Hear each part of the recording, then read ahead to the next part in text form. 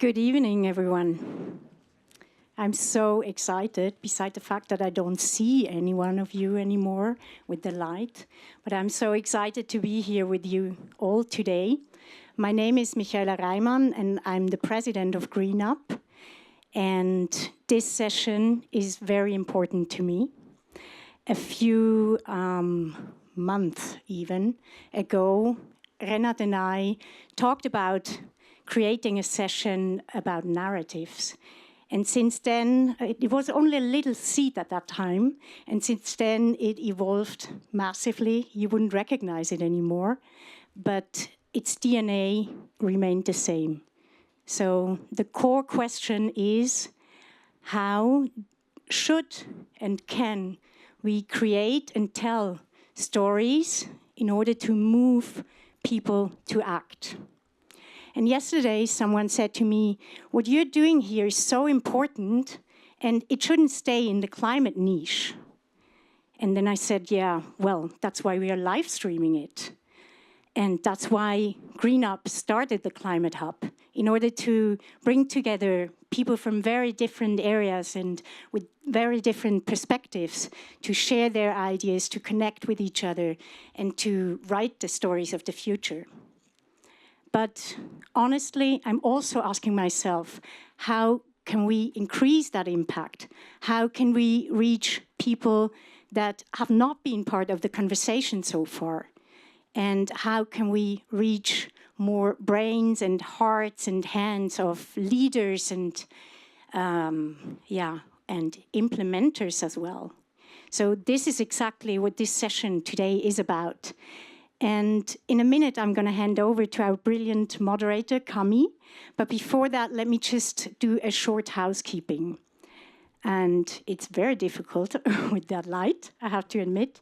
But so in case of an emergency, please stay calm, leave all your stuff on your chair, and just walk out either the way you came in. So we have one emergency exit on the left, we have one emergency exit on the right, and then we also have an emergency exit behind that wall.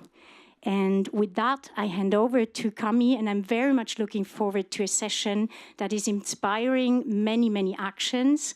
And I would love to hear many voices today. Thank you so much. Thank you, Michaela, and good evening, everyone. Welcome to this session on reframing climate narratives. My name is Camille. I'm a super connector in biodiversity, nature tech, and climate, and I'm here supporting the Climate Hub and GreenUp team for this week in Davos. Now, we've all gathered here to talk about how we talk about climate. I think there's many of us in this room who have witnessed firsthand how our approach to speaking on this topic thus far has not led to the scale of action that we were hoping for. But why is that? Where have we fallen short? And where can we take inspiration from the businesses, the industries, the people who are moving the needle and taking those action steps? Essentially, the stories we have been telling are not enough to move people to act. I think we can all agree. Climate action has often been framed as a sacrifice, a cost, a loss, urgency, and yet it's not an isolated goal at all.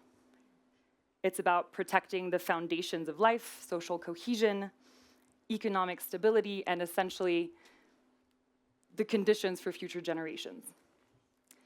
So tonight is going to be set up in two parts. I know a lot of you are still flowing into the room. Don't get too comfortable. We are going to make this very interactive. Just fair warning. I'll tell you more about that in a bit.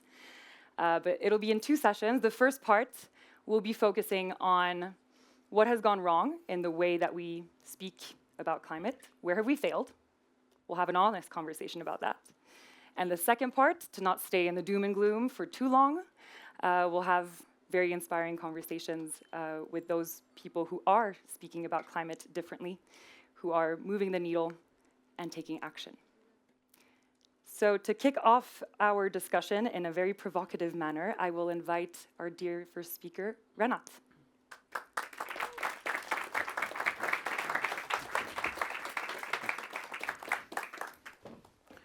Good evening, also from my side. My name is Renat. I've spent about 2 decades in climate. And over the past 20 years, we have invented the iPhone. We have had the financial crisis. We have invented AI. We have invented Twitter and Facebook and everything.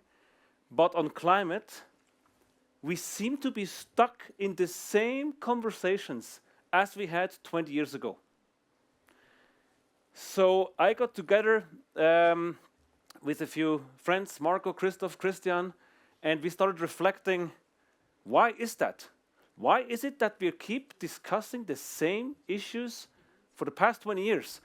And in light of the urgency, how can we stop that? How can we start acting and stop having the same conversations? We researched and we found that there is a surprising amount of paradoxes inherent in climate action.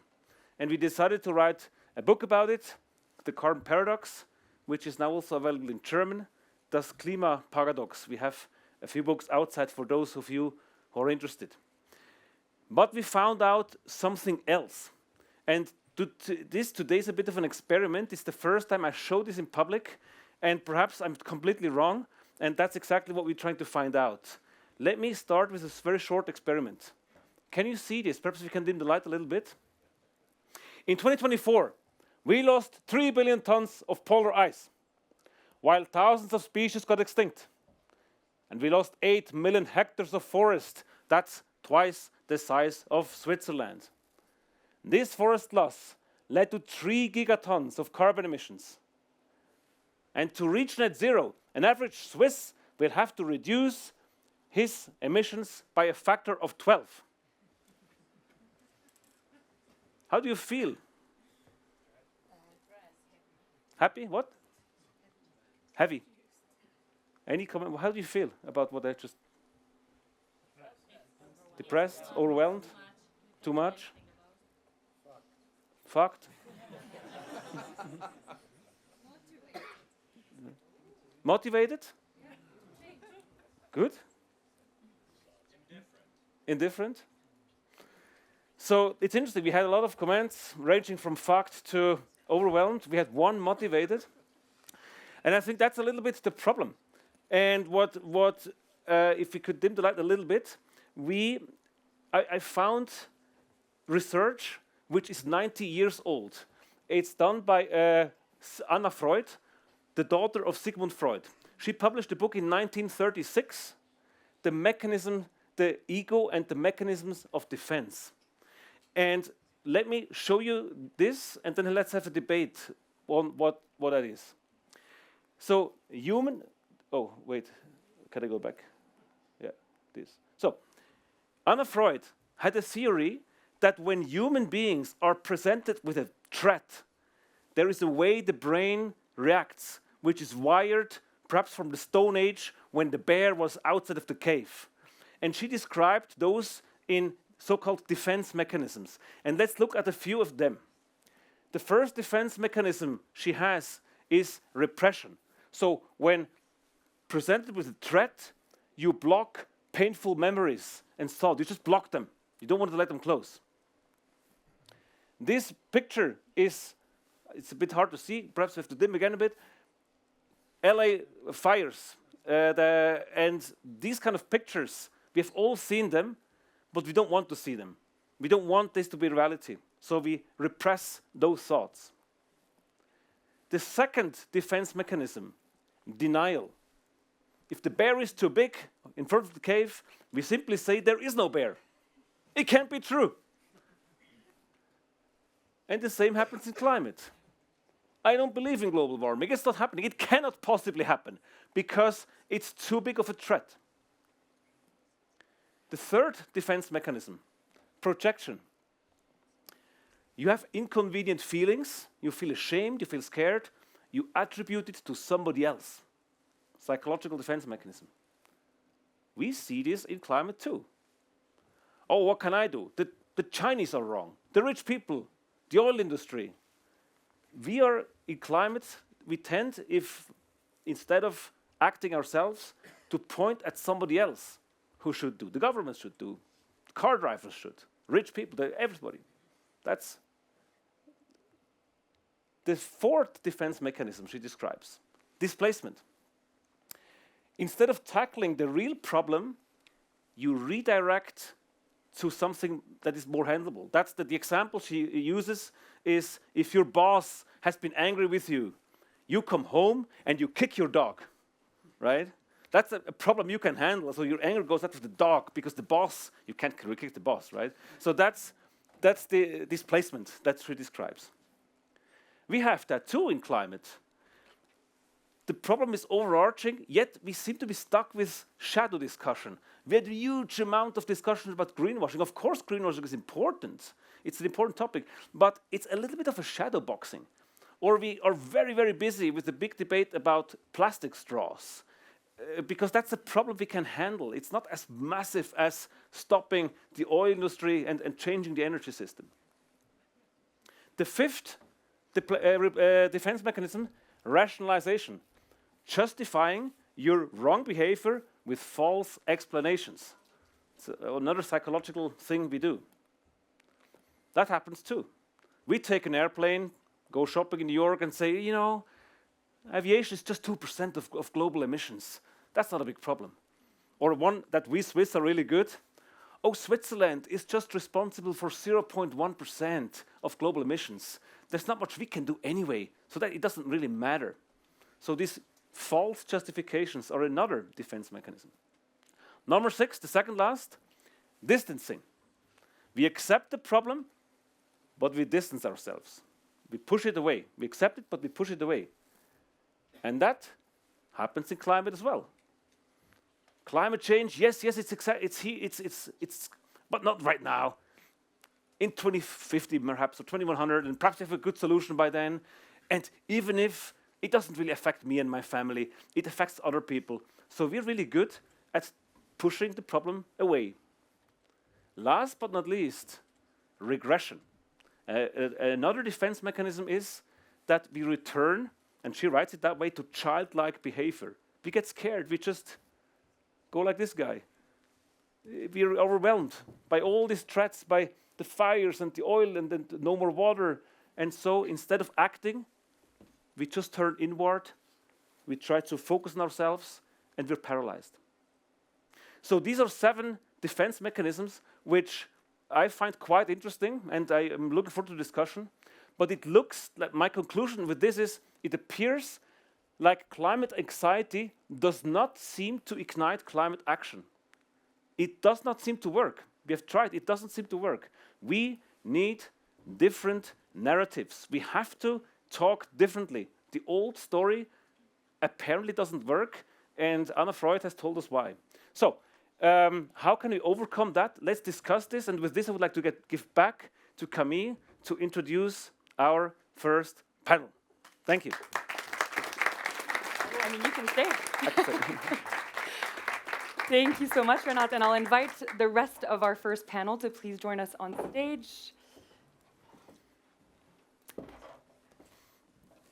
I will actually. We don't need this.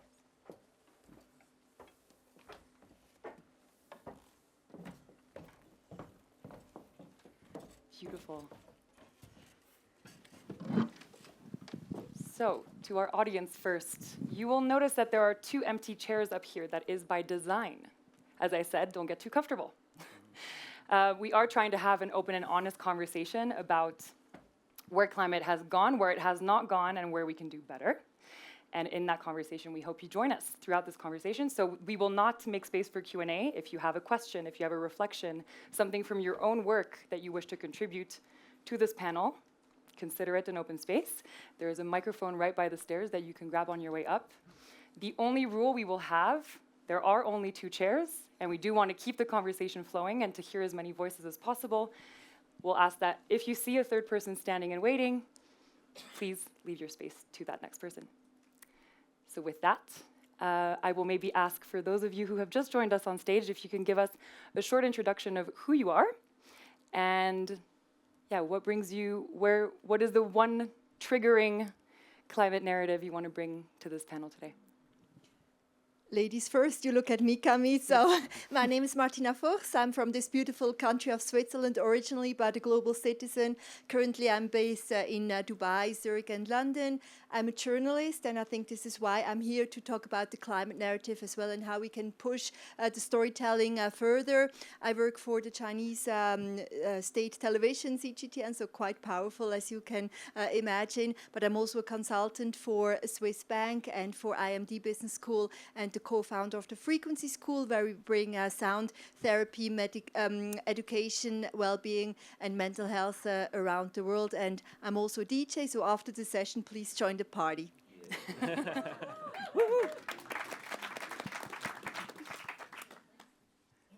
Yeah, I'm Marco Hirsbrunner. I'm already in the climate field for over 20 years. I'm a co-founder of South Pole together with Renat, and now co-founder of Terra Impact Ventures and Terra Dialogue, who's inviting.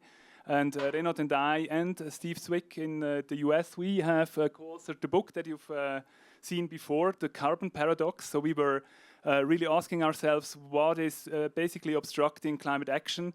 And we've actually written a novel. It's not a very boring book. It's really engaging.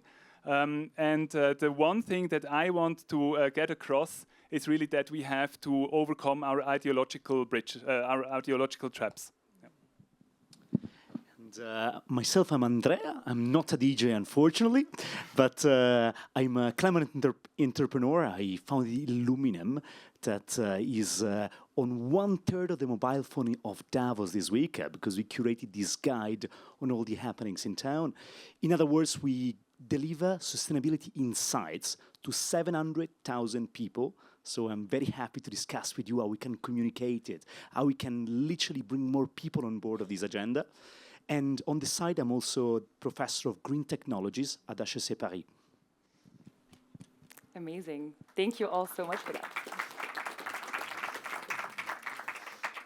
Maybe to start with bouncing back on the triggering topics that we're here to discuss, Marco, you mentioned the ideological trap. You put that in there. Do you want to expand a little bit? What is that one, or maybe few findings that you would say this book, if you were to summarize it, the 3 most triggering points? Well, we've identified 32 paradoxes, 25 of which come in the book, so I won't go into all the paradoxes, but on the ideologies paradox, as we call it, I think the climate movement has fallen a little bit into a trap there, because on one hand you have the well-being entrepreneurs who want to fix capitalism and who want to basically change the monetary incentives towards the good. On the other hand, you have degrowth activists who think, okay, capitalism is unfixable, and we really have to take really drastic action, and we need to basically deconstruct capitalism fully. And the problem that happens is that we've seen in the past that activists are obstructing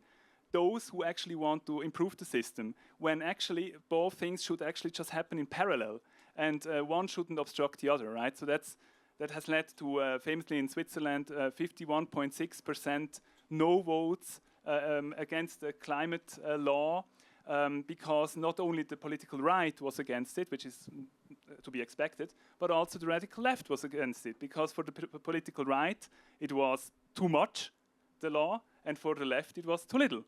And so instead of going in the pragmatic middle way, which usually is something that we Swiss are pretty good at, being neutral, we screwed it. The law didn't come through. I see you nodding, Martina. Do you want to react to that? Yeah, as well? absolutely. So I'm totally in agreement with you, Marco.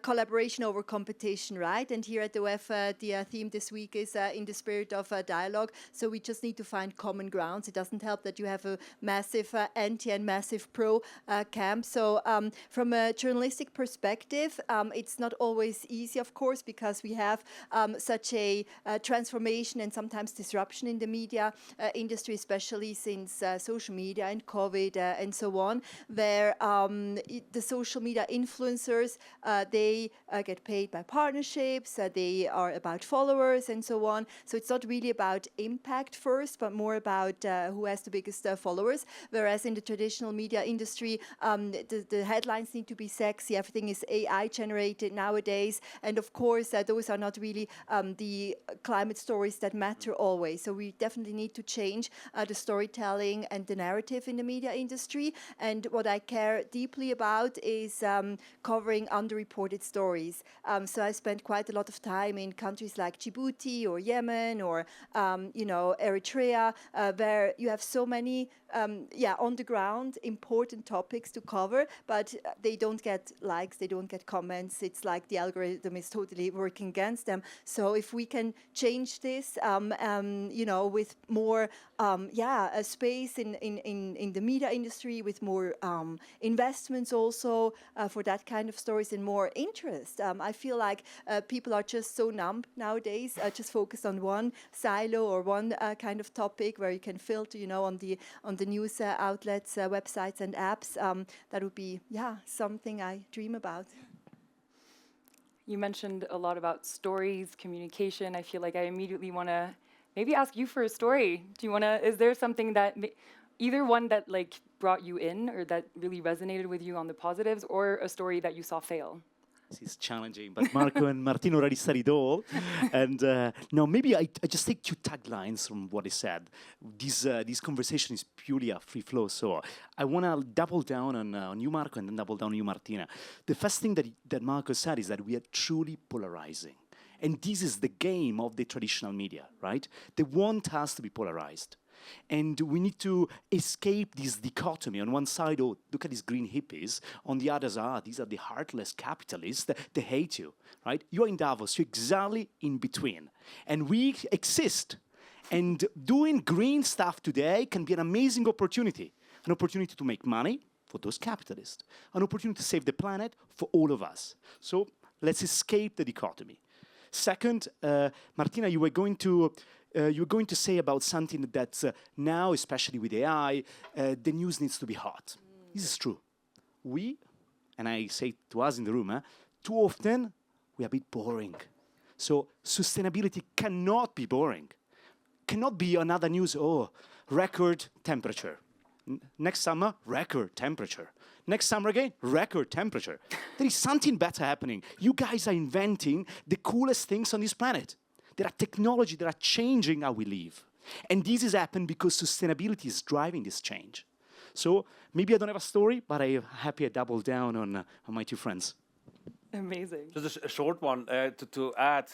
Our co-author, Steve Zwick, is an American journalist, and he once told us his newspaper he's working for gave him the instruction that if you write on Africa, it has to be crisis, corruption, or conflict.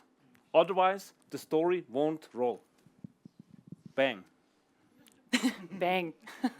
Yeah. Speaking of a story, I remember you telling me, Renat, so I'll let you tell it, but to what extent is climate, like the word climate, potentially also the thing that's been demonized in our conversations?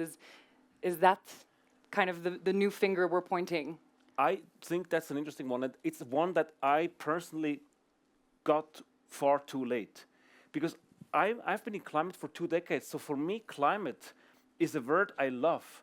It's a word where I see business cases, I see opportunity, and it didn't occur to me for many, many years that the majority of the population has a completely different wired brain. If they hear climate, they hear floods and problems and costs and restrictions, and you can no longer fly and no more meat and all the.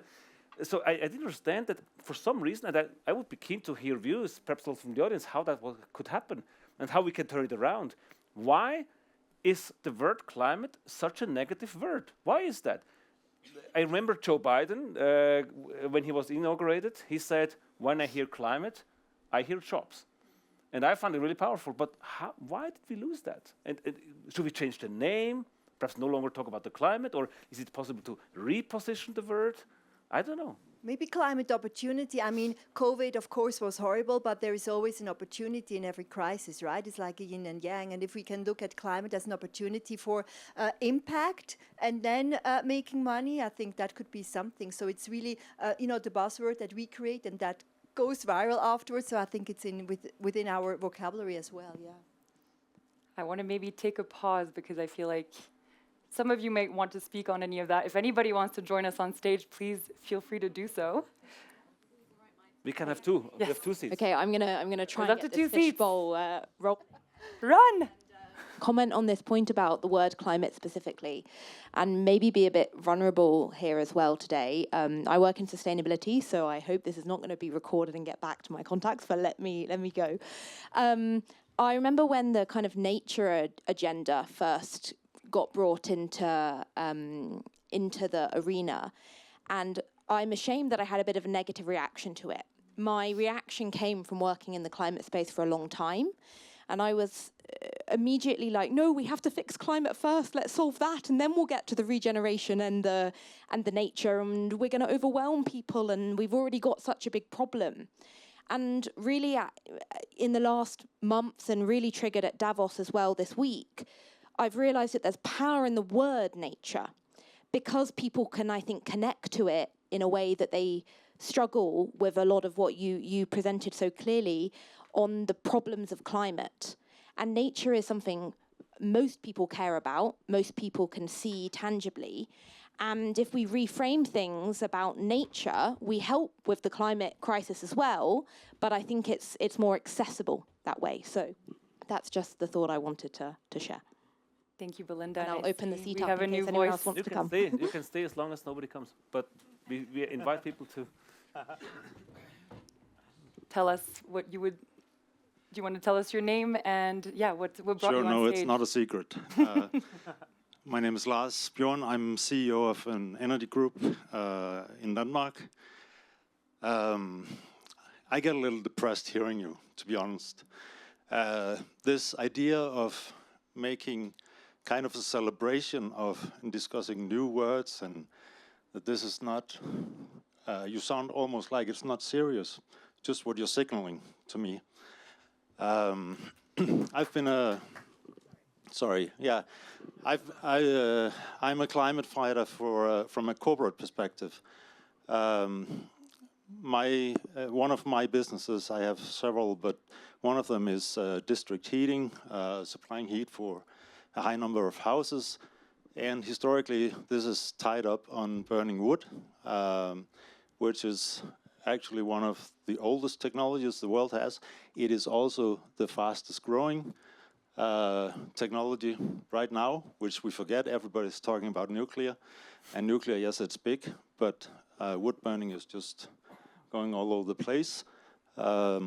Denmark is an embarrassment to me in that way, because we're importing wood from America, from Canada, from Brazil even, Estonia, and so on. And if we were to supply ourselves with that wood, we should take out 75% of the Danish countryside, the whole country, just to supply ourselves. Or if Europe did like we do, we would need to make all of Germany burn wood. Just to give you some impression of what the sizes are and how difficult this is. For me, it's not more difficult than I can take this fight in not only in media, but I can make decisions. So I've told my suppliers we're going to stop this. I have contracts that's lasting until 2038, and it's depressing.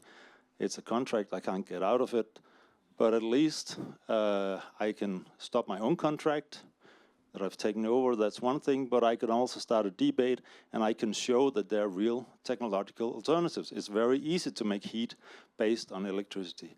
I think you point to like a really interesting point in hearing you, what you just said now. I think it's really important to think in the context of climate, which obviously is a very serious, critical, and global issue. The difficult thing is like, what are the personal roles that we can take on? And you've just spoken to like within my role and my circle of influence and power that I hold as a person. These are the set of decisions that I've made, and I think that's exactly the kind of stories that we want to hear to inspire, okay, what are the small steps? What are the action points? What are the ways in which I can be inspired by people like you who have taken those first steps within what you can do? And for some people, it might just be within my family circle. I'm going to choose to shop at a different place, right? So there are, thank you for pointing out also the difficulty of it all. And yeah, you said that these positive stories, they're not sounding very serious. I have to say, it's a very positive story that you just shared with us, and it's still very serious. Thank you. Yeah, And- but can I just add, because I think everybody's in here is just to stay in my field, is a heat consumer. So it's very specific, and if you get focused on what is real life to people, what is actionable, and not just all these general climate protests that are about everything and nothing, but you make it very precise, that would be helpful. Maybe I wanna take even more seriously Lars, and I love that you come in and say, guys, don't be the stupid optimist and be there and say everything is good. Let's just change the terminology and we'll be fine. But I feel we're doing two mistakes now. The first mistake is that we risk dividing ourselves. We are already few. We need to fight this battle together. And the second mistake is that we too often forget that we need the people outside, those outside of this room. Those are the ones that we need to convince. And to reach them, we can be, of course, strong in our examples. Actually, we need to be strong in our example. But we need to speak their language. And if they don't feel the urgency yet, we need to reach them with the positivity that we can bring to them. Let me add 30 seconds. I always quote the story of my mom, because my mom is tangible. I'm actually coming from Tuscany, and she often didn't understand what I was doing. Probably she doesn't understand even now, but she's an amazing person, an amazing human. And she felt that all the conversation we're doing here, it's something that she can disregard. I always make the example that I was coming home and I was telling Mom, your life model, you drive a car to go to work so bad. You wanted to build a house, but of course, when you were like 30, you couldn't buy a house in the city center, so you should buy a house outside, and then you commute even more. And I was telling them, Mom, you want to work in the office, now you should remote work in nature, and so on. And she say, okay, he has lost. We need to instead come to them, and don't forget that is triggering that change is where we can win it all. So Lars, let's be together and let's keep bringing positive example to our moms, to our friends, because this is how we're going to win. Thank you for that. And we have a new voice on stage. Do you want to tell us who you are? And what brought you up here? Thank you very much. Myself, I'm Yogesh Mandhani. I'm from India. I'm president for Sustainable Steel Manufacturing Association of India. I have my own steel plants. I'll be very practical on about all the climate change, sustainability, green steel, very practical thought. The basic problem is it should come from the manufacturing side, how to reduce the carbon footprints, how to lower down the carbon footprints. My sector, which is a steel sector, which is classified into the infrastructure, has 7 to 8% of globe carbon emission done by my sector, which is the steel and the cement sector. I want, and we are willing to put down our carbon footprints, reduce the carbon emission, but there is a lot of challenges. The challenges are a very high capex is required, number one. Number two, adoption of technology. Technology is still awaited. There are a lot of things to be done in the technology side. Number three, acceptance. This is the most important factor. How people or the consumer will accept it, whether they are willing to pay some higher cost to the product which are with a low carbon emission, manufactured with the low carbon emission. We really congratulate the CBAM Act, which has been brought by European Union. It has initiated and it has brought each and everyone, specifically to the manufacturing side, to think over how they can reduce the carbon footprints from their manufacturing of the products.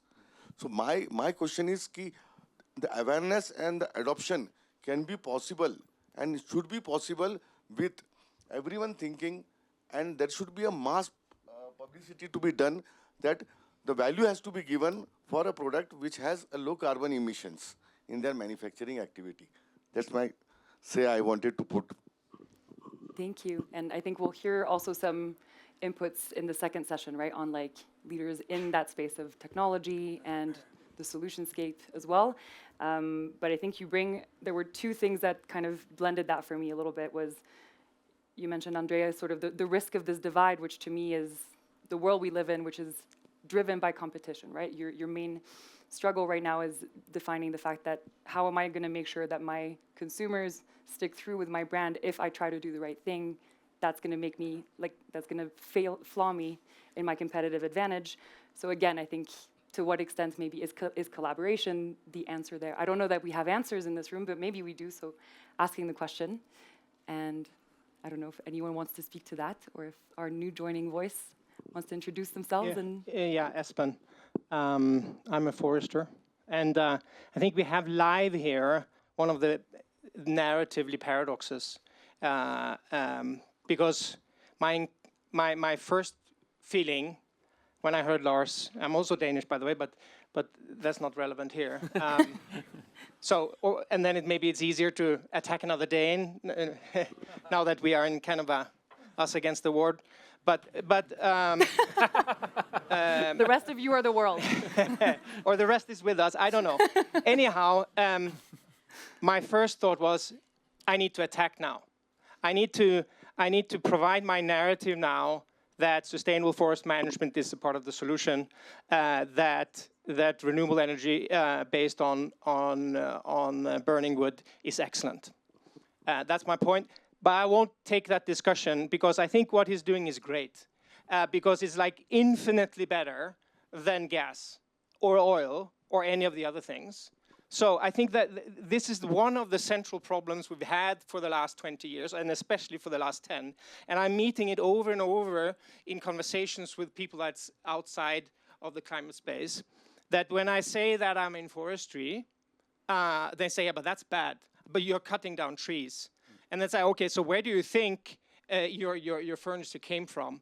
Or I try to provide a narrative on why I think I'm a part of the solution. And I think the reason why I'm facing those questions is because we inside the tent has been extremely busy about pointing out the flaws of the other parts of the solution. Because I really want the job, and I really want everybody to invest in my project, because that's my livelihood. I need billions of dollars to make this a reality, and I think this is really awesome. So how can I do that? I'm competing for the same pot of money with the other people. So yeah, no, I should talk bad about heat pumps, because heat pumps are bad, forestry is good, windmills are bad, but solar panels are good. Yeah, I think that's what happened in the last 3 years a lot, actually. We're all competing for attention, and attention spans have gone down drastically. And we're also competing for money, and funding now for sustainability is also going down now. So then you have a precarious situation among sustainability solutions, all basically competing for a shrinking pot of money and attention. And that, of course, brings a lot of infighting. And then that infighting, that brings with it kind of a sense of, well, or the public understands, well, this all doesn't work, right? Because yeah, and it gets to the Anna Freud's, there's just like, it's like, yeah, no, but that is bad because of so-and-so, because I've heard that. So I think that's really, it allows for some of those escape mechanisms to really be a valid reason for no action. So I said, no, I don't need to do it because that stuff is bad. And the other stuff is also bad, so now I don't know anything. I couldn't do anything now because all of it is bad. Just a small point to add, since you're Danish, and you must, about the wind farms. I think this is a very interesting example. We call that the expectations paradox. When you do something, let's call it good, the expectation is that that good has no flaws. It's flawless, it's perfect. And I think the wind farm is interesting because the wind farms are obviously good for clean power. Yet there's a constant debate around wind farms killing birds. Do you know how many birds get killed by wind farms compared to birds getting killed by cats?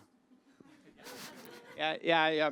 It was. I think it was in the New York Times recently because, of course, the King Carrot is really preoccupied with this. Yeah. So it's like a fraction of 10. But it's 1 to 10,000. 10,000 times more birds get killed by cats than wind farms. Yet it's because so this is the human brain again. There must be a problem with wind farm because it's so that's a paradox that's in our brains. So are dogs better than cats?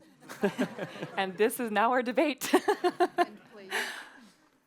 No, thank you for bringing that. And I see we have a new voice, thank you for joining us. Thank Yes, you of course. already to all of those of you who have joined us in this debate, maybe to take a moment to thank you. It's a brilliant idea. Renat was kind enough to invite me to speak tonight, but my schedule is tight, so I figured I'll speak from visitor perspective, if I may. I think I have some great news. I mean, there's a lot of depressing and sad stories here, but I think I may share something that you and your audience may find very interesting. But first, a little bit boring stuff of a background. So I'm with the United World Leaders institution, and it's the next generation of the United Nations type of institutions, the world's largest assembly of heads of states, presidents, prime ministers, other current, former senior government dignitaries, and some of the world's largest family offices. And the idea is to focus on actual impact, not conversations about impact.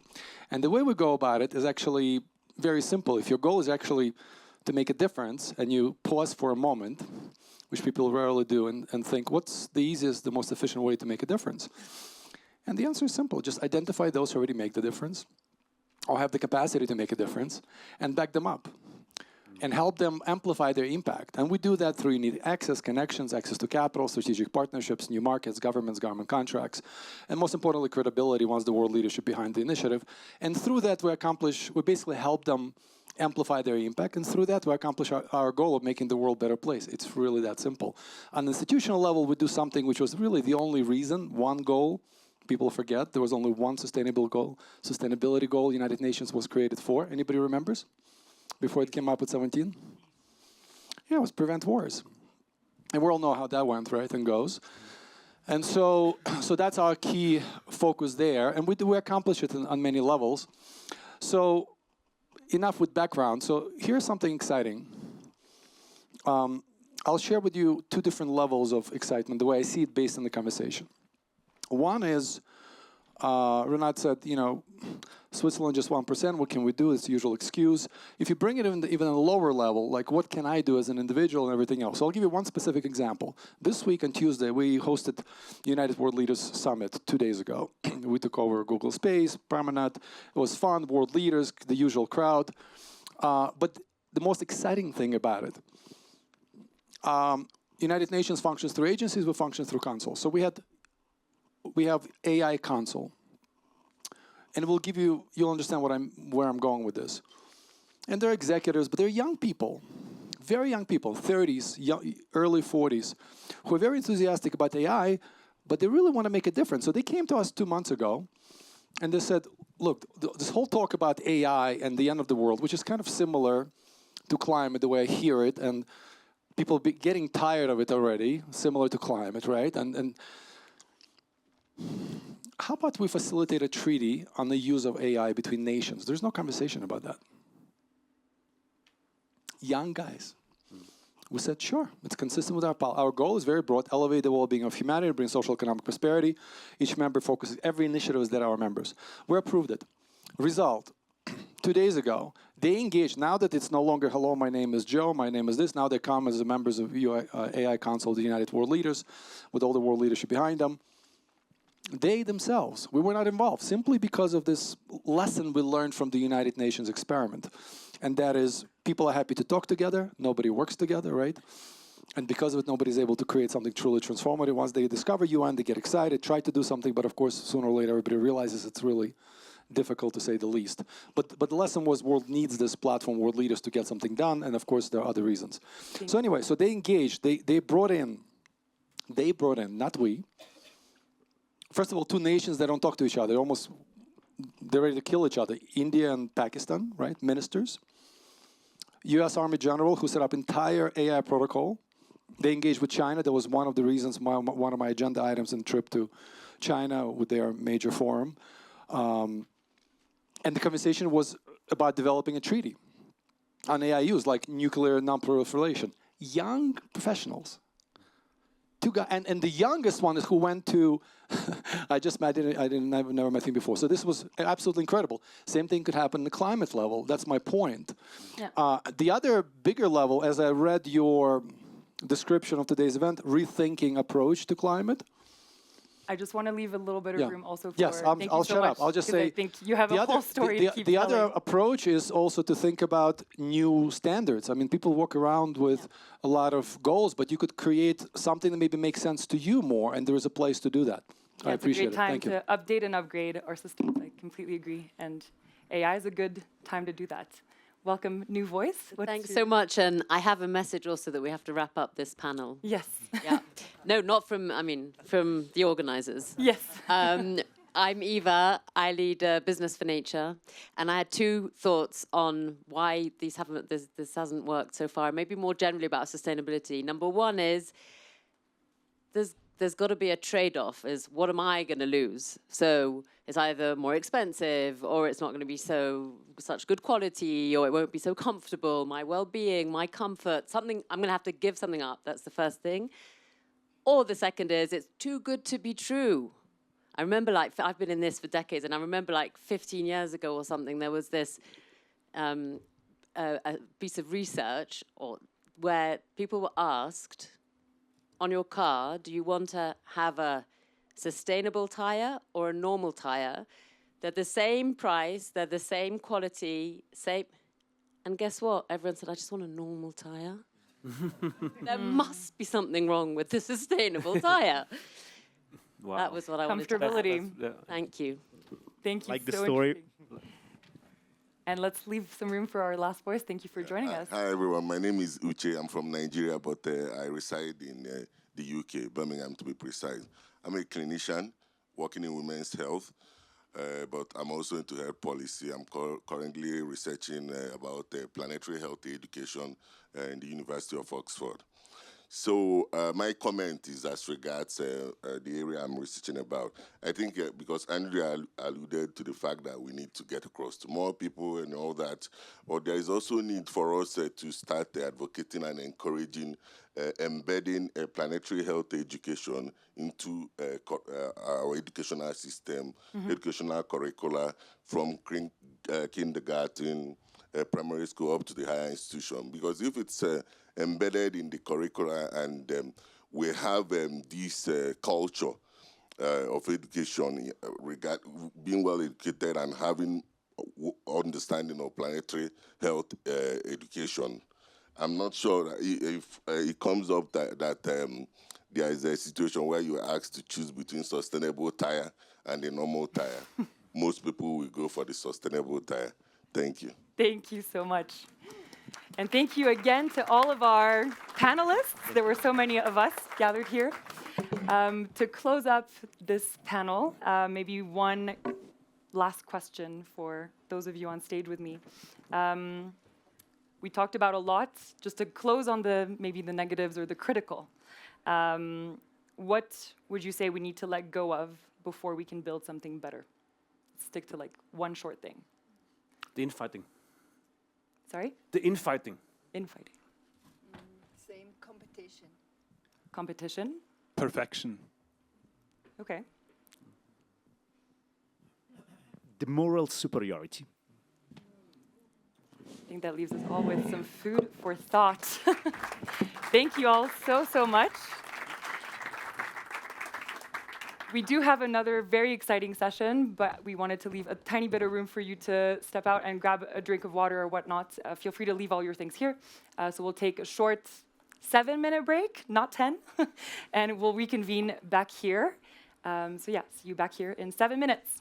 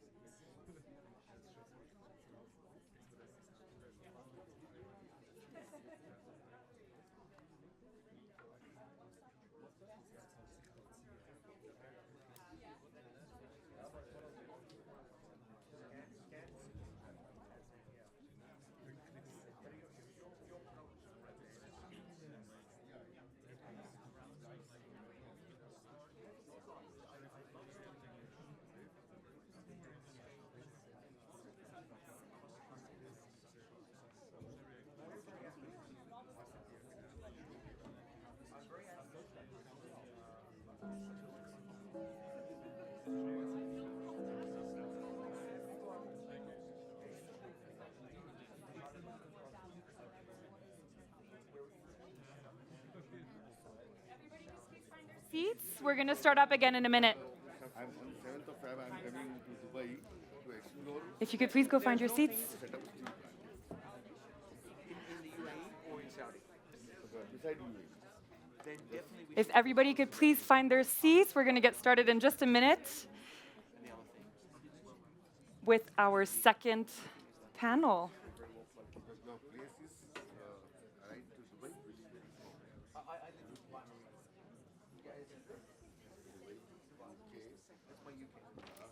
Also about 45 minutes, and then we...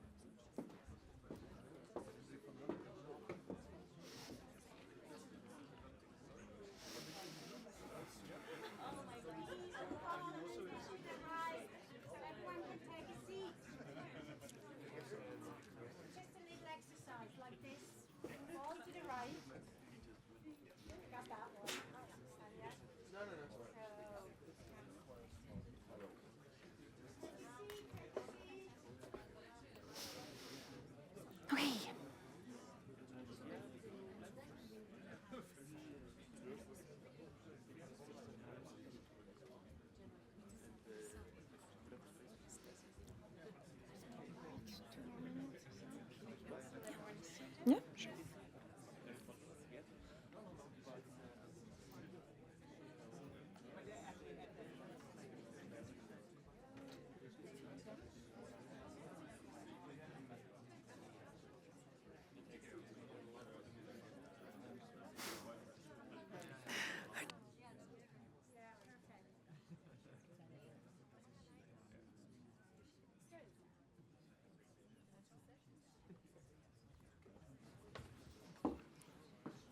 All right, welcome back for our second session on renewing, updating climate narratives. So we've had the hard, difficult, honest conversations.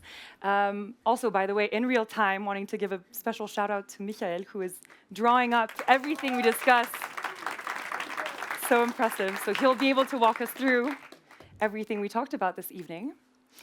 But the second section is going to be a little bit more focused on everything that is happening, all the ways in which things are moving, because they really, really are. And I think Davos is a great place where we all gather to make, spotlight all of the things that are in motion. So very excited to welcome on stage our next speakers and panels. You can come on all up and join me on stage.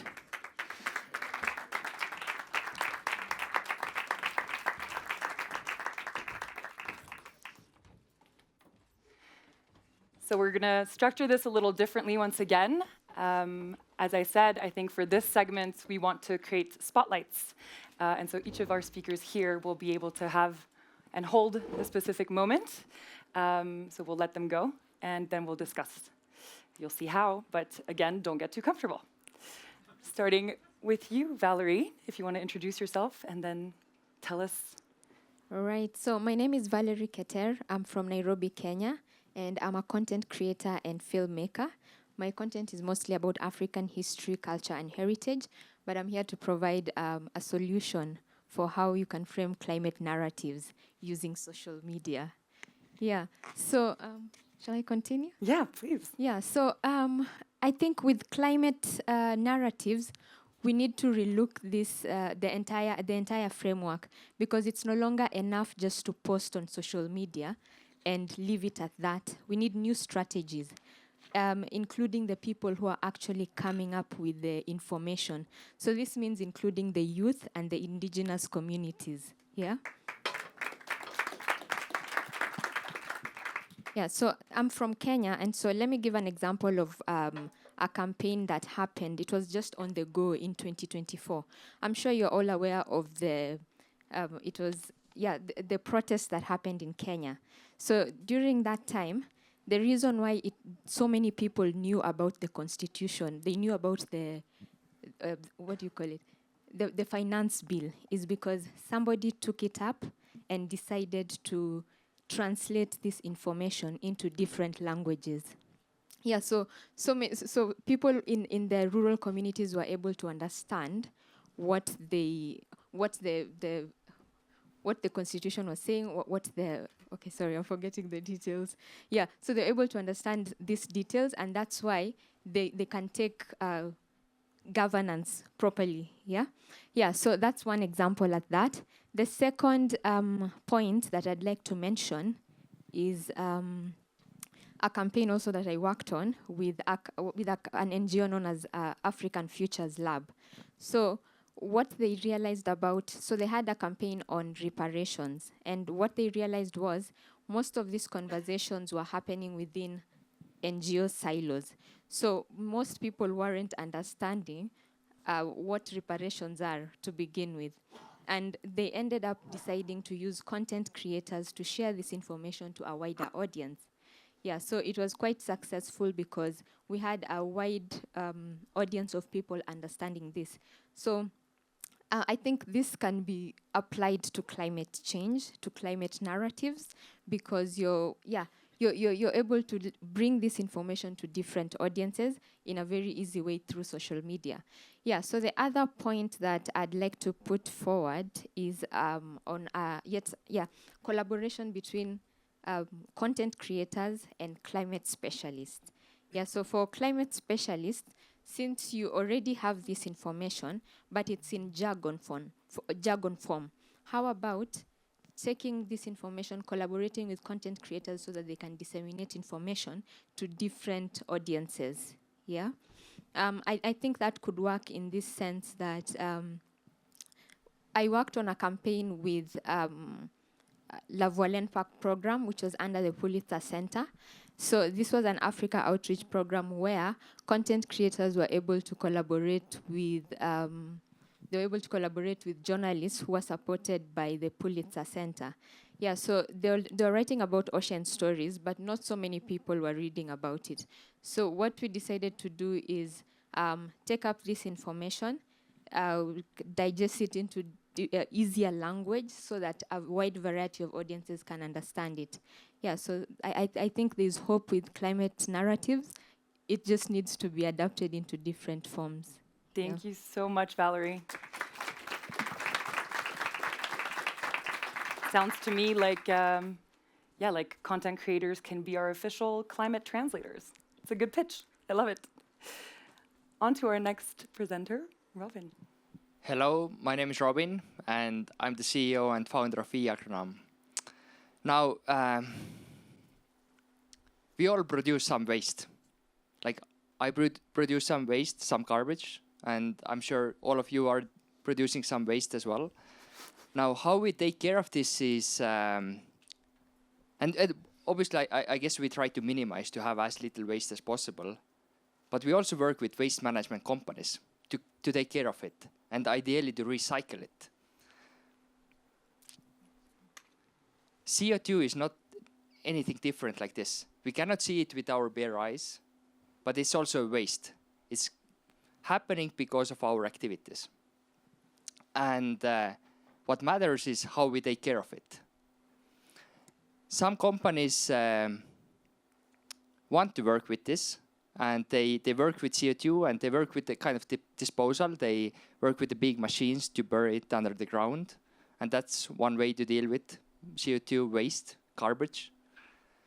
And some other companies are also, and many companies actually, are looking how to recycle the CO2 waste. And that's what I'm doing also a lot, to recycle the CO2 waste into soil, into something productive that is helping us to produce food more productively, that is helping us soil, that is helping us to clean the water, that is helping us to increase the biodiversity. And I think we should, more and more, we should think about CO2 as the general waste, because none of us would assume, I think, that we would live without waste at all. But somehow, sometimes with CO2, people are thinking that if they are working to remove the CO2 from the atmosphere, if there are some companies who want to offset their emissions, that they are doing bad things and they're just paying to someone to do the good things. We are all doing it. We are all working with waste management companies to take the garbage and to take care of the garbage and to ideally to recycle it, or at least to put it under the ground. And that's something I think that's a change in the narrative of the CO2 emissions we need as well. We don't need the perfectionism. We don't need to have zero emissions, but we need to make sure that we take care of it. And that's what, I'm coming from the farming family. My father is organic farmer. And back in 2016, so we started a project called the eAgronom in my father's farm, the tool that was used to manage the farm and also to store more carbon in the soil. And now we are working with more farmers than I think any other company in Europe is doing. And I think soil carbon has a lot of potential to take care of the emissions. So that's my message. Let's not try to be perfect. It's okay. We want to have as little waste and garbage as possible, but the leftover, let's take care of it. And soil carbon is one of the ways to do it. Thank you, and happy to be here.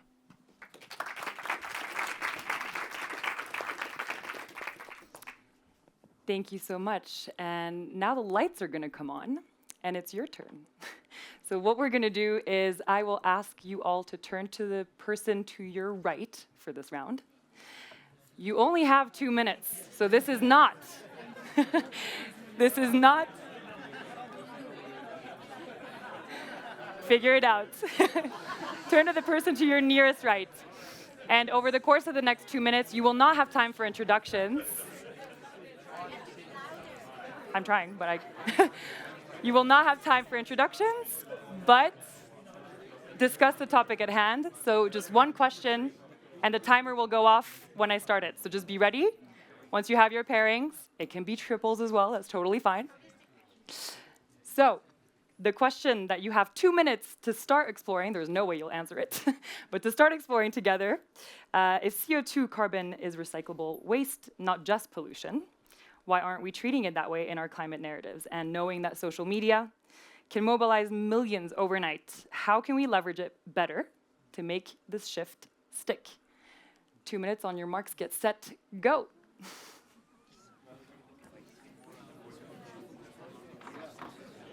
Daniel got it wrong. Why? Well, I can't start it. He has to play it. No, I don't know. Daniel thought anyone should come in the second panel. I know. Oh, you have divine. Yeah, I already know. Okay. Yeah, that's why there's a chair. He was confused, so I know.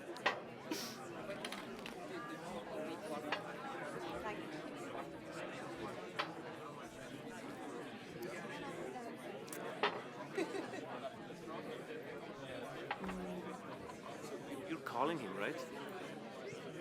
Or should he come? Well, we can call him. Because there's still like 6 more presentations, so I'll call him after. Should you call him or should he just come? I think we'll leave it open and he can just come. I think I'll leave it open. Yeah. After the 6th presentation? After, when we go back to the panel. And also, can you try to maybe see if Michaela can ask for the timer to work? Like the technical? Oh, there it is. Never mind, it works. It's fine. I have my watch. I have a timer. Take it one moment. Yeah.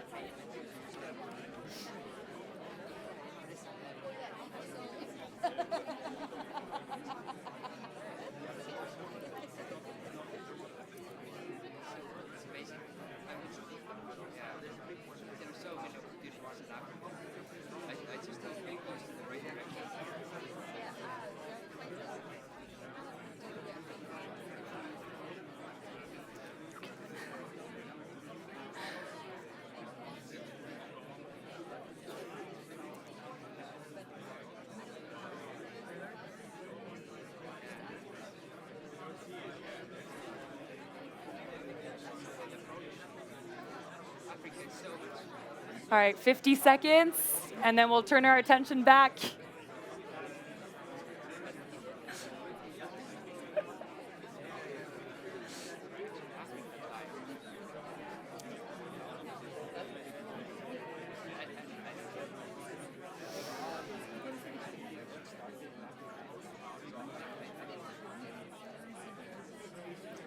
All right. You technically got a little longer there because we had some technical difficulties to get that timer started. So I hope that was a good teaser.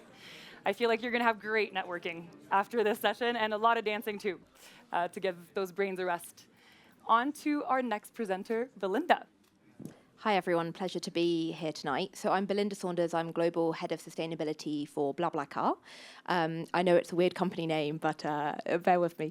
So BlaBlaCar, for those of you who don't know what we do, we operate in over 20 countries globally, 150 million passengers a year, and we, in the spirit of optimism and changing the narrative, believe we already have a lot of the solutions we need when it comes to sustainable mobility. So we offer and help encourage transport which is both affordable and sustainable. How do we do that? By looking at what already exists, optimizing what already exists, the infrastructure, the assets, and people, all of us in the world, to fill empty seats, in short, be that in cars and regular drivers like you and me through carpooling. And we encourage people to publish journeys that they're taking. And then for passengers who are looking to go on the same journey or similar journeys, to join in that journey. It's a bit of kind of formalized hitchhiking in the olden days, but in much more kind of safe, secure, easier to communicate manners, and of course, underutilized seats in buses, trains, other things. All in all, what this means we are able to do is save a lot of CO2 by filling these seats. We're not dependent on building new things, on new technologies which may or may not come or may not come fast enough. We fully support all of that, but we're really focused on efficiency and optimization as the fastest form of climate action and the power we all have to make a difference. Individual action, we heard that talked about earlier as well. And every journey matters. So yeah, last year, globally, BlaBlaCar helped avoid over 3.5 million tons of CO2. Big number, what does it really mean? Well, to put that into scale, that's the equivalent of over 500 Olympic-sized swimming pools filled with petrol that wasn't burnt. And that's only possible because of the individual action, because of human connections. And I think what also, inspires me and makes me very happy to go to work every day is that our solution really is that it's human. It's built on trust. It's built on relations. It's built on diversity. And beyond climate action and everything we help do to avoid pollution, we also help, people connect. We hear a lot from users that it's less about the journey in A to B, which is why they originally came to BlaBlaCar, but it's about the experiences they had on that journey, the people they met, often from very different backgrounds, walks of life, and the shared conversation and laughter and experiences they had. So for me, that's what gives me hope. And when I think about climate narratives and solutions, it's really that we already have a lot of the solutions today, and we just need to act, and that every one of us has the power to make a difference. So thank you. Thank you so much, Belinda. That was very inspiring indeed. Maybe we have all the tools already. On to you, Manuel. Yeah, hi, I'm Manuel. I'm co-founder of Mpower Ventures, and we are climate fintech in the decentralized energy space in Africa. Just as a matter of background, I spent a few years working in banking, then as a consultant, and since about 15 years in the solar energy space, including in Western Africa since 2014. I would like to take you through a little bit the journey of Mpower Ventures, what we do and how we solve a solution which is in the energy access space.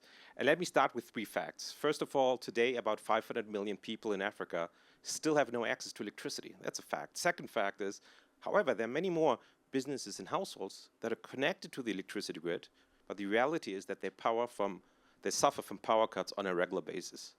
And most of them, and the ones that can afford it, including businesses and commercial industrial clients, they have a diesel generator as a backup. Third fact, if you look at the last decade, we have seen drastic falling prices of solar energy, solar technology, solar panels, as well as battery. So these 3 facts, or this falling technology prices combined with the problem of access to electricity is really a window of opportunity where we at Mpower, where we come in. And I have no doubt that we are still at the verge of a decentralized energy revolution in emerging markets, but particularly in Africa, and that we're going to leapfrog to various systems of decentralized energy. So against this backdrop, we came together in 2018. We analyzed the market and we created what we call a market enabler to supply, build, and finance solar or decentralized solar energy systems for households, businesses, in particular small commercial industrial clients. We looked at the system and we said, let us set up ourselves as a B2B business and plug into the existing ecosystem. So let's not invent the wheel. So let me just quickly take you through a journey of a typical system, what you see here in the background. So what we do is we have a sourcing office in China. We source the hardware. We are not a manufacturer. We source the inverters, the solar panels, as well as the batteries. We pre-finance them and we ship them to our warehouses in Africa. We're operating in 5 countries at the moment.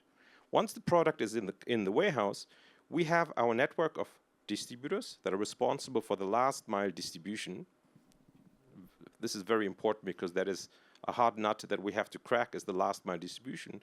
We work with local solar installers, and we're increasingly working directly with small commercial industrial businesses. Think about a supermarket. Well, here, what you see here, this is a coffee farm in northern Zambia, just across the border to Tanzania. We have built a 90 kilowatt system. And the value proposition is clear. The value proposition is you are getting reliable, clean power, and you save money, especially if you have a diesel generator. And that is key component. What we do is we offer and flank our solution by a financing solution on a so-called lease-to-own basis that reduces the high upfront cost. We have local teams, and we are responsible for after sales, for the larger maintenance and operations for the larger systems. So to finish, we're now in 5 countries, namely in Zambia. This is Eric in the background installing the system. In Namibia, Ghana, Togo, and Cameroon, we have about 30 partners installed, can count it, a number of systems, already profitable locally, and we are bringing reliable renewable energy access to small commercial industrial clients, including health centers, hospitals, but particularly commercial and businesses and clients. Thank you. Thank you, Manuel. And you know the drill. So back to you, audience. Do you want to go right for this next one, or do you want to stick to your original partner? Hands up, who wants to stick to their original partner or go to the next person? Let's go. What did we do? We did right on the first round. Let's go left. So for these next 2 minutes, you will turn left to a new stranger, or maybe not, to answer the following question. In emerging markets like Africa, climate progress is already happening, yet investment narratives often still focus on the risks, the gaps, and everything that's still missing. Manuel very easily demonstrated how there's actually quite a lot of money to be made and all the things that are already there, as well as BlaBlaCar. So how can we better celebrate progress and action that is being taken without immediately focusing on what still needs to be done and the gap where we need to be? 2 minutes. Oh, starting now.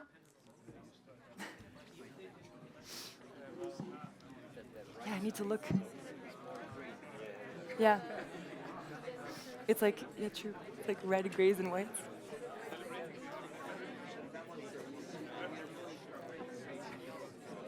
We believe. I love that all your solutions are going to be there, too. Your CO2 waste is there.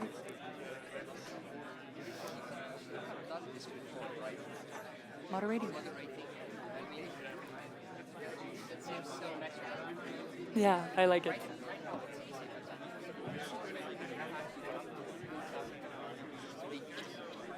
Oh, I felt so rude. I felt so rude. Thank you. Thank you so much. Bye-bye. No, it's hard. It's hard. It makes it easy.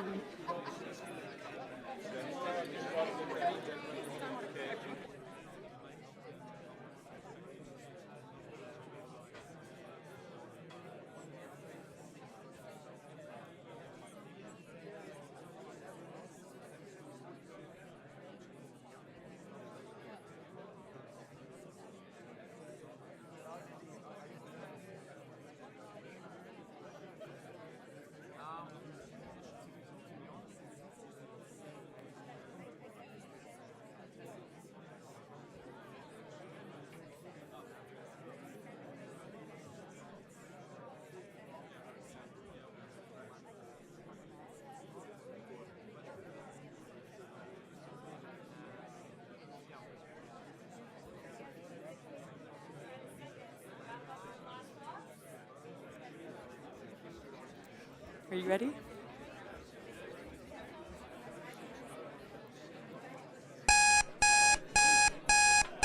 That's the buzzer. It sounds like a morning alarm. Let's go to the next slide. Don't worry, we're getting closer by the minute to the networking part of this session, so we'll still take a little bit of your attention, a bit more back and forth, but I love to see all the energy that's happening in this room. Our next solution speaker, Alexandra. Thank you. My name is Alexandra, and I am a co-founder of Dimarjan. I co-founded Dimarjan with my husband. I am not a professional in this space, to be honest. I'm primarily an accountant, and I work separate. I have another job, full-time job. So Dimarjan. So how did we create Dimarjan and why? So Dimarjan started a few years back because of my concerns with the environment and the food production. More exactly, with when I was pregnant with our youngest daughter, now 13, I was just shocked. We were living in the United States, and I learned about the CAFOs and how the food was produced and how unhealthy it was. And I was scared. And for about 5 years, I became vegan. I went and I was forcing the entire family because I was just afraid, let me be honest.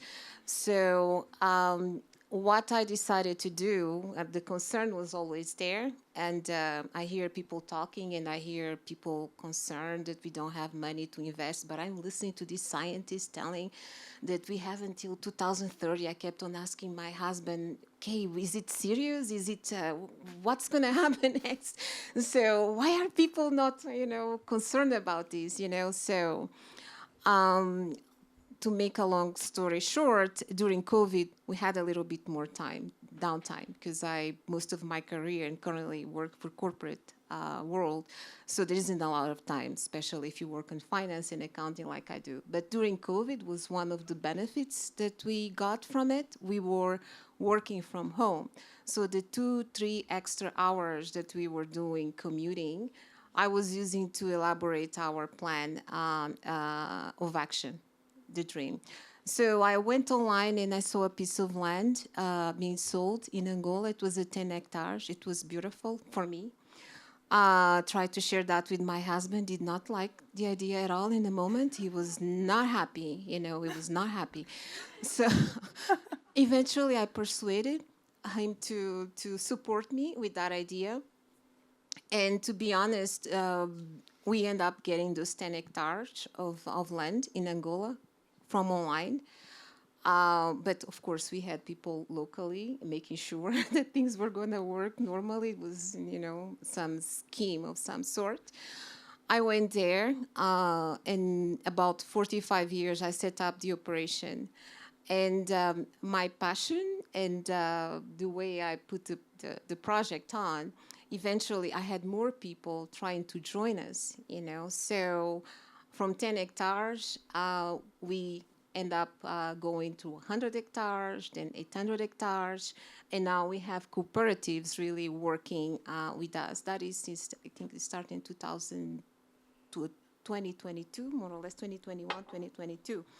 So right now, with our pilot project, we have about 100 regenerative ecosystems, because it's not only we have trees, we have fruit trees, we have cassava, we have beans, we have a lot of crops. We have released about 750 tons of carbon sequestration, and my husband is being very active marketing that here. We have been selling food locally in the market, and we've been supporting almost consistently, and this is bootstrapping, 25 families. And when I do my account, and I really worry about those families, and I go in those different places where we're having people working and talk and meet with them, and I see the impact, right? So when we're paying the salary to the person work on the field, it's impacting the families. You know, the children are going to school. They're able to pay the fees for schools. They are able to take care of health issues, and they are more involved. Angola is a complicated place, but when you show that you care, you see the reciprocity, because we're still living here, and we know that people there are taking care of our project. He goes frequently. He's going to go back again in February, and we are still expanding. And last year, we had our first revenues. I was really getting worried, but we start having revenues, and we had revenues from both from carbon sales here, from IT. You know, we're partnering with IT companies here, and also some sustainable fuel company and air company here in Switzerland. And we also got to sell, like I said earlier, the crops. So we are also hopefully eventually partnering with our friend here, Manuel, with Mpower, that has these electrical kits. Hopefully we'll be able to partner with them and bring light to some of the farmers locally. But that's me. That's the solution for me. You know, just get involved, do what I can, do what we can, and bring more people that are willing to join us. Thank you. Thank you, Alexandra. Just 1 second. Oh, I have one more. I'm sorry. Right after this, sorry. Switching hats a little bit here. So I work at the intersection between investors and startups, as I said, in the space of biodiversity, climate, and nature tech. And what's really interesting between those two players is they seem to very often be looking for the same thing, and that is aligned partnerships. Now, what are aligned partnerships, and specifically, how do you find those aligned partners? It's not a small task, it's not a small feat, and I think a lot of us who have been on either of those seats, or maybe in both sides, have attended events like this. Maybe this event stands alone and in a slightly different light, but there are a lot of events that exist out there where you end up collecting a lot of business cards, you play the numbers game, you go talk to everybody, you pitch yourself all day long, you drain yourself and your energy, but you know, you just shoot your shot for 24 hours and you hope something flies back. I don't feel like that's the way we should be doing things if we are actively seeking aligned partnerships. And so we set off on a mission to design something different that is called Momentum, which we're building as part of Zurich Climate Week. It'll take place on May 8th, this coming year. And so the way that we're changing the narratives a little bit is investors and startups will be on the same level. We want to de-hierarchize the room as much as possible. It's going to be kept curated, so everything is application-based. And most importantly, the investors are actually going to be the ones holding the room. So that means that we'll have clusters of thematics. So you'll have the climate corner over here, the biodiversity corner over here, and everybody, every investor holds the responsibility to show themselves very, very clearly to their audience, the startups, in what it is they're looking for, how they can invest, how they can support. Which means upon arrival, everybody else, so that's founders, ecosystem builders, and all the rest, can enter the room. You won't get a program, you get a map. And you go find your people. And there will be obviously conversations, panels, not panels, conversations and workshops, everything again at eye level. So again, I think this room is a very specific, different example, and I want to take a lot of what I've seen in rooms like this and develop it at a scale that where hopefully collaboration can take place, like what just happened today, right now, right? I'd love for, the partnerships to start taking place in the rooms that we host. So consider this your invitation. You can scan the QR code if you like, and join us on May 8th. So that's me. And before we go into our last round of discussions, we have a special voice that we'd love to hear from. Hi, everybody. Hi.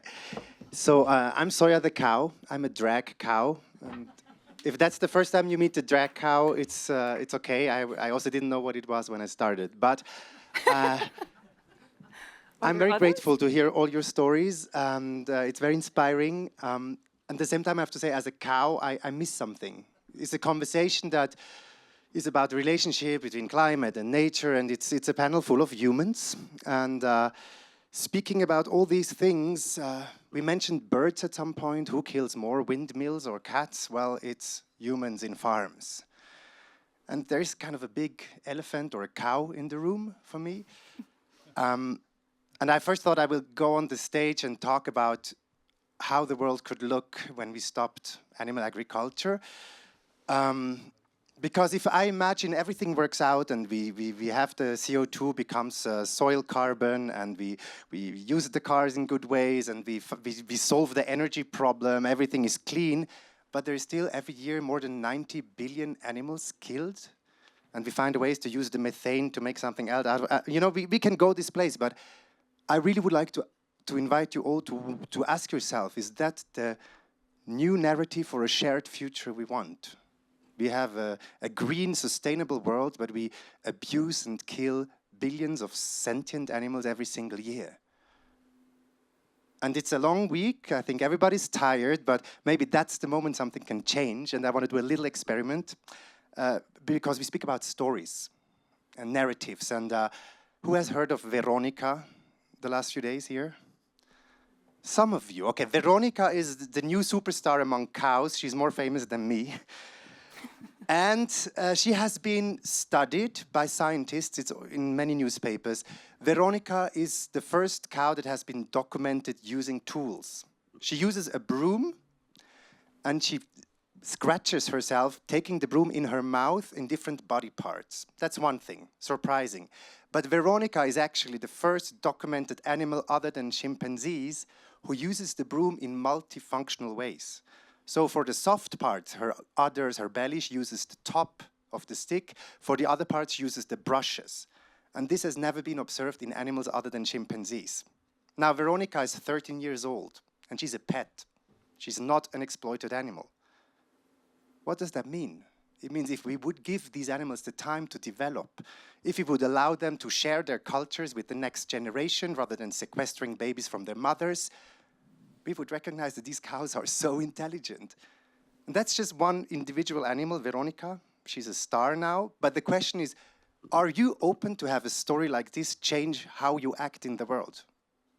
Will you say from this moment on, wow, if cows are that smart, maybe we should stop abusing them?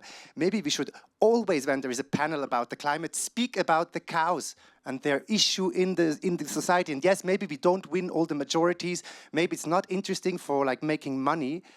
But if we want to be humanity that lives on this planet with others in a fair way, we need to address that. And that's the story I want to share with you. I hope it works. Let it simmer, and then please, if you have resources or power or decision-making, whatever you have, let's create a sustainable future where other animals, pigs, fishes, goats, sheep, chickens, they are not left in this margin between humans and nature because they are part of both worlds. That's it.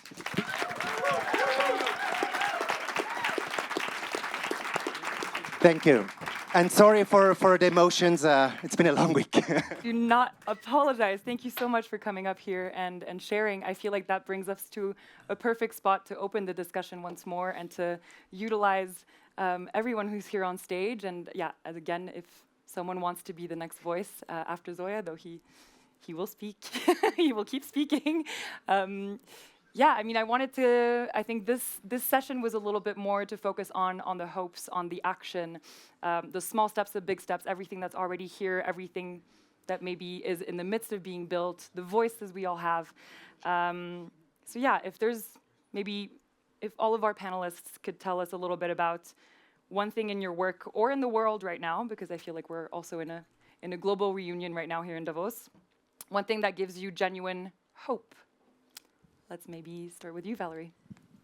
I think for me, of course, it has to go to social media again, because for coming from Kenya, I know that the internet brought some sort of equalization, because the information you're able to access in, let's say, Europe or America is the same information I'm able to access together with many other people. Because right now in Kenya, mobile penetration, internet penetration is at a very high percentage. So everyone has this information. If it's a matter of climate narratives, those people can access that information. So this is what gives me hope. Feel free to popcorn this way around or Go ahead, Robin or Belinda. So many thoughts over here. You know, maybe that was the first time I was thinking about going vegan.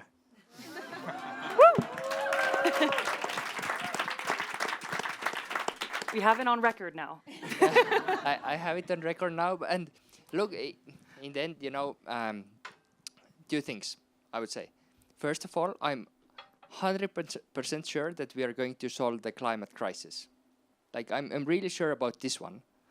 There are so many good solutions, like the energy production. Solar energy, it's much more cost-effective compared to coal and so on. And even if we are going to have some kind of emissions, then soil carbon is going to take care of it. So I'm sure we are going to take care of the climate challenge. We will always have some challenges. Like we will, I think the climate challenge is going to solve first before the cow challenge. But then when you were speaking about your story, and I was thinking myself, and then I thought, like, there is so much that we can do as individuals. Sometimes we forget about this. Like, it all happens from our own, the things that we do, the things that we decide to do. And we seem to be one person, but in the end, if we think that way, we are all programmed in a similar way, then other people might think in the same way. So I'm really optimistic about the future. I'm not worried at all about the climate change. I'm worried about the small problems that we need to solve. I'm sure that we get those solved. But overall, I'm really positive about the future. Love it. For me, I think hope is that we have a lot of solutions today. I don't think we have all the solutions, but I think we have some. I think we all have power to make a difference in whatever small way. And so for me, it's about action. I think every small step, we have to see the hope in that and continue. And power that we have and the solutions which already exist. That's what gives me hope. So there are tons of opportunities in the renewable energy space, in the climate space, but generally in Africa. And this message is to the investors in the room. Don't miss the train of growth in the next years in Africa.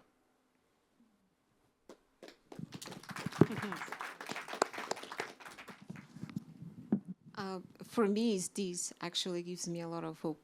The interest, my concern is like, okay, what is everybody doing? You know, I see that there is a lot of people. Everyone in this room is doing something one way or another. And there seems to be so many different and diverse ways to work on it with all these minds in the same direction. I agree with you. I'm start feeling more relaxed about the climate and everything else. So because I see that there are a lot of people really concerned and really putting a lot of efforts. And I also second what you said. I feel like people are afraid to go to Africa. People are afraid to invest in Africa, in Europe in particular. I will point you to that gentleman there, my husband. He had never been in Africa, especially in Angola, where people speak Portuguese, not English or French or any of the other more comfortable languages. How he was able to adapt, and now is more involved in the project even than I am currently, in how people see him, in how much he has brought to the community, and how much he has learned from the community. So don't be afraid of Africa. Don't be afraid of Africa. It might be the future. So just go engage.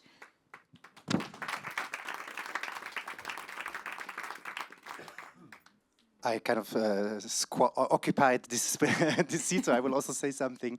I feel like with the ongoing brutalization that we have in global politics, and it's a moment that we might really have to kind of activate the energy that is about love and connection. And it sounds very kitsch, but in the end, that's the resource we can really regenerate within us all the time. And that we connect, that we build, that we stand up for each other, and that we don't just proclaim peace as a label that we say, oh, now I've made peace in 8 countries or more. No, but peace is like is an active relationship, and it's something that is going beyond human conflicts. It's being peaceful with our lands and with other animals, and I think really like if these adversaries, things happening all around us that scare us, that's the time to be like, okay, I want to stand for something else, and we can do it, and we are doing it.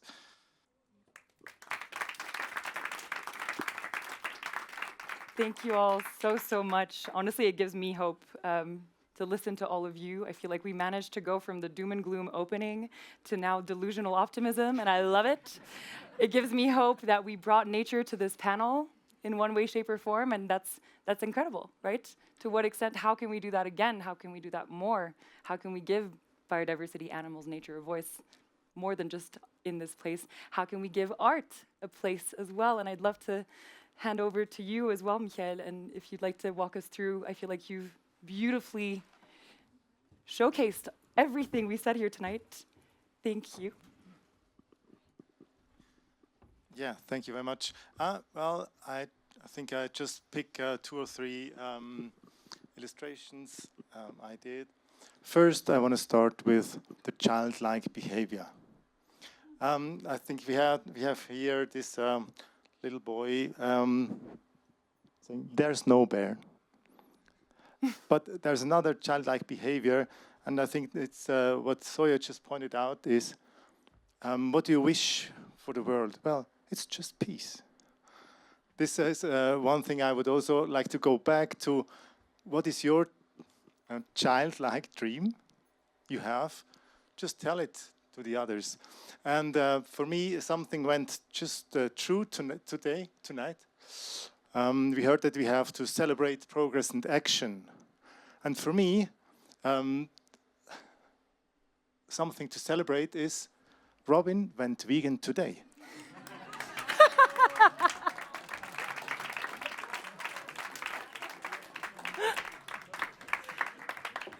Wonderful. Thank you all so much. Thank you, dear panelists, for sharing your stories of hope. I think we all leave here very inspired, very motivated to maybe change our lifestyles. So yeah, thank you all so much. I will now hand over to the last 2 speakers of the day for the closing. Thank you again. Another last round of applause.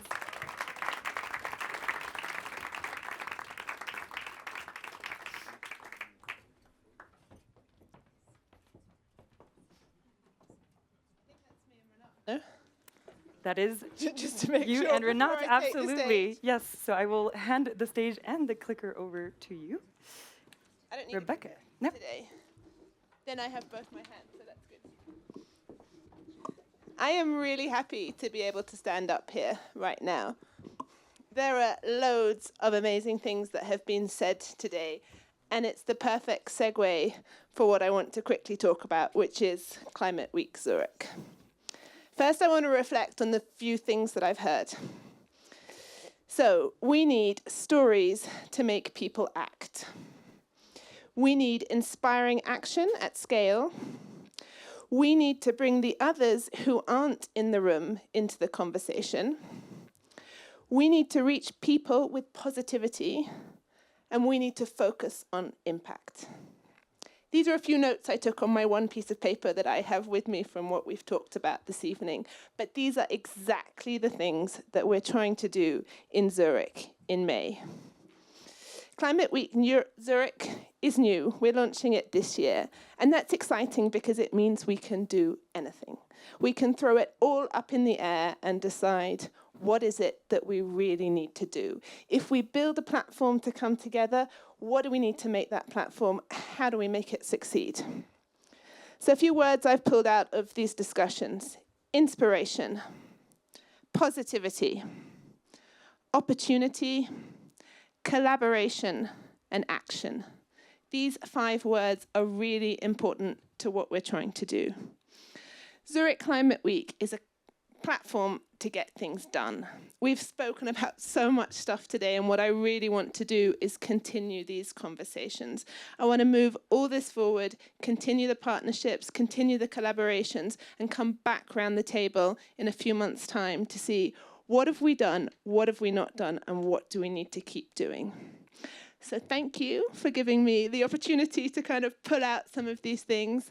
I'd really love to speak to anyone who wants to get involved in the Climate Week. And although I can't really see you all up here, I do hope to see you all in Zurich in May. Thanks.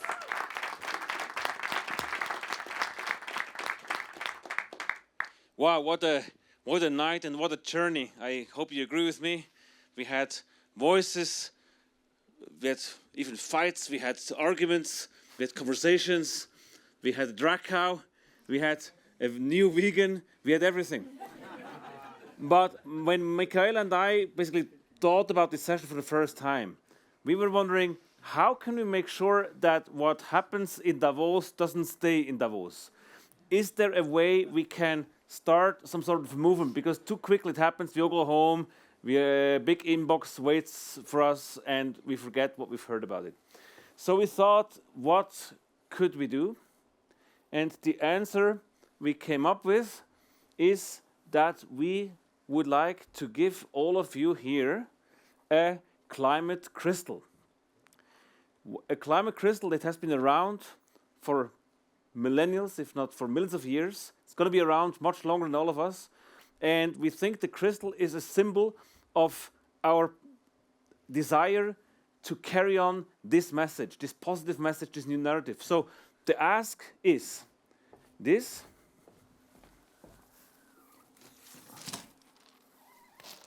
We have these crystals here. They're unpolished crystals. They're still shapeable. You can shape them if you want. You should. And the idea is that you take one each, and whenever over the next couple of weeks until Climate Week and even beyond, you see something that inspires you, you see something that you think you should be shared, should be citing, make a selfie of yourself with the crystal and use the hashtag #ClimateHubDavos, and so we can all cheer you on this and carry that message on.